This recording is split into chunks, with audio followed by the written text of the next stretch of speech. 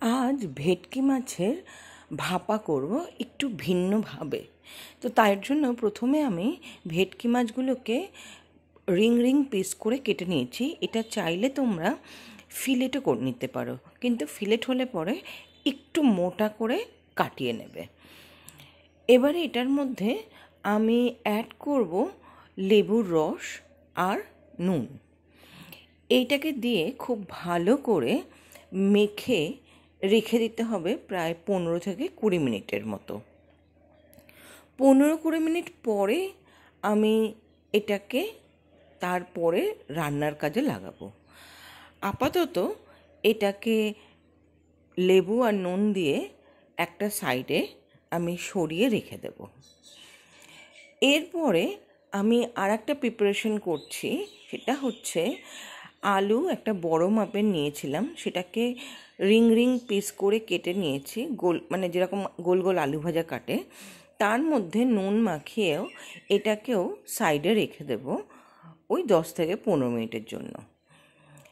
এটাকে মাখিয়ে নেওয়ার পরে মাছটাকেও কিন্তু আমি মাখিয়ে নেবো। আমি কিন্তু মাছটা প্রথমে নুনটা লাগাইনি, জাস্ট রেখে দিয়েছিলাম। এবারে এইটাকে খুব ভালো করে লাগিয়ে নিয়ে 10-15 মিনিটের জন্য রেস্টিং টাইম দিয়ে রেখে দেওয়ার পর আমি আরও একটা কাজ করব। সেটা হলো পেঁয়াজকে আমি রিং রিং করে কেটে নেব, আর টমেটোকেও সেমভাবে কেটে নেব গোল গোল করে। এবারে পেঁয়াজ আর টমেটোর মধ্যে এখানে কিন্তু আমি প্রায় বড় মাপের 2টো পেঁয়াজ নিয়েছিলাম, আর সাথে নিয়ে নিলাম মিডিয়াম সাইজের 2টো টমেটো। এবারে এর মধ্যে অ্যাড করব আদা বাটা। আমি 1.5 টেবিল স্পুন আদা বাটা অ্যাড করলাম। এবারে এটাকে খুব ভালো করে মাখিয়ে এটাকেও কিন্তু সাইড করে রেখে নিতে হবে। রান্নার আগে যদি প্রিপারেশনগুলো রেডি করে রাখা যায় তাহলে কিন্তু রান্না করতে খুব বেশি সময় লাগে না। তো সেই কারণে এইগুলোকে আগে আমি রেডি করে নিলাম। এরপরে আমি যাব মূল রান্নায়। এটা কিন্তু একটা রাজবাড়ির রান্না, এটা শোভাবাজার রাজবাড়ির এই রেসিপিটা। আমি এটা তোমাদের কাছে উপস্থাপন করে দেখাচ্ছি, আশা করছি তোমাদের ভালো লাগবে। আর সত্যি খুব ভালো হয়েছিল। এত কম উপকরণে এত কম সময়ের মধ্যে এত সুস্বাদু একটা রান্না হতে পারে, এটা কিন্তু ভাবাই যায় না। যাই হোক, এবারে আমি কড়াইতে সাদা তেল গরম করে নিয়েছি।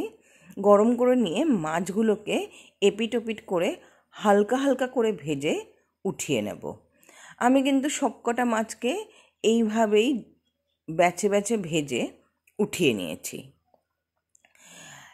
এখানে কিন্তু এক এক পিঠ হতে মোটামুটি 3 মিনিট মতন সময় লেগেছে, মানে প্রত্যেকটা পিঠের জন্য আমাকে 3 মিনিট করে 6 মিনিট এক একটা মাছকে ভাজতে সময় নিয়েছে।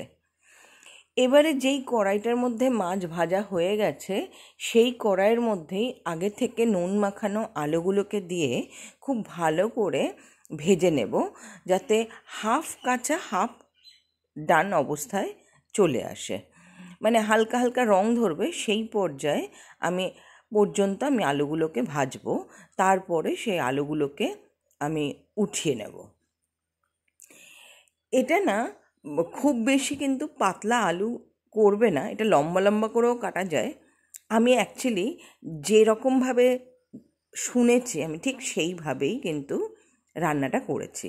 তোমরা চাইলে একটু আলাদাও করতে পারো। এবারে আমি কড়াইয়ের মধ্যে অল্প একটু ঘি অ্যাড করলাম।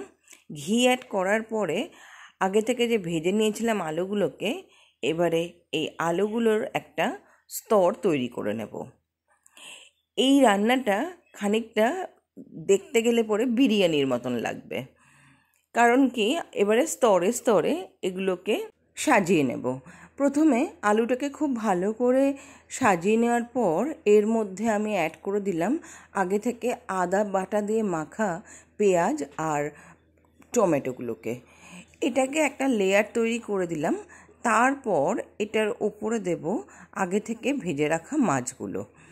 এবারে কিন্তু খুব একটা বেশি কাজ আর নেই, শুধু এই স্তরে স্তরে সাজিয়ে নিয়ে তার ওপরে ফাইনাল যেটা লেয়ার দেব সেটা দেব হচ্ছে অল্প একটু ভেজে রাখা আলু রয়েছে সেটা, আর রয়েছে কিছু পেঁয়াজ আর টমেটো। এগুলোকে খুব ভালো করে এটার উপরে ছড়িয়ে দিয়ে আমি ঢাকনা দিয়ে রেখে দেব যতক্ষণ না আলু, পেঁয়াজ, টমেটো একেবারে নরম হয়ে যাচ্ছে। এটা বোঝার আরও সবথেকে ভালো উপায় হচ্ছে টমেটোগুলো আর পেঁয়াজের যখন কালার চেঞ্জ হবে তখনই বুঝতে হবে এটা হয়ে গেছে। এবারে আমি স্বাদ মতন কাঁচা লঙ্কা আর স্বাদ মতন নুন অ্যাড করে দিলাম।